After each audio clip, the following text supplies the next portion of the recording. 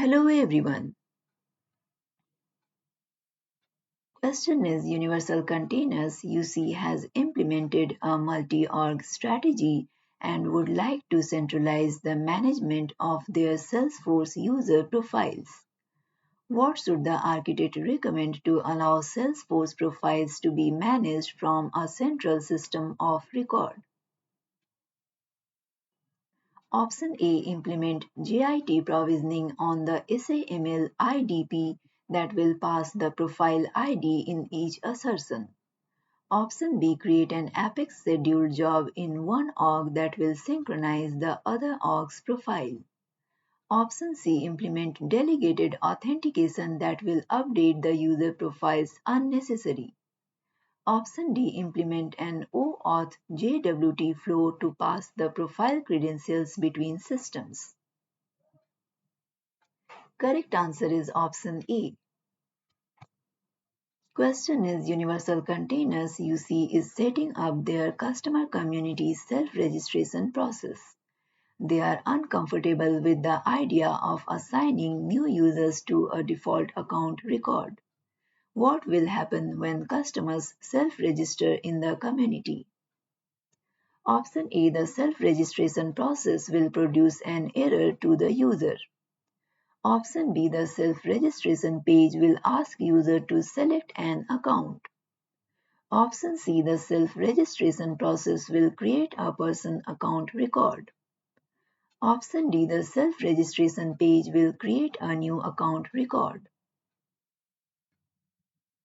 Correct answer is option C. Question is Universal Containers UC uses a legacy employee portal for their employees to collaborate and post their ideas. UC decides to use Salesforce ideas for voting and better tracking purposes. To avoid provisioning users on Salesforce, UC decides to push ideas posted on the employee portal to Salesforce through API. UC decides to use an API user using OAuth username and password flow for the connection. How can the connections to Salesforce be restricted only to the employee portal server? Option A. Use a dedicated profile for the user, the employee portal user. Option B. Add the employee portal's IP address to the trusted IP range for the connected app. Option C. Use a digital certificate signed by the employee portal server. Option D. Add the employee portal's IP address to the login IP range on the user profile. Correct answer is option B. You can download the complete list of recently updated contents from the link provided in the description. If you like this content, please like and subscribe. Question is Universal Containers UC is using a custom application that will act as the identity provider and will generate SAML assertions used to log into Salesforce. UC is considering including custom parameters in the SAML assertion. These attributes contain sensitive data and are needed to authenticate the users.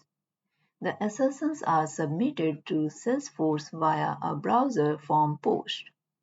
The majority of the users will only be able to access Salesforce via UC's corporate network, but a subset of admins and executives would be allowed access from outside the corporate network on their mobile devices.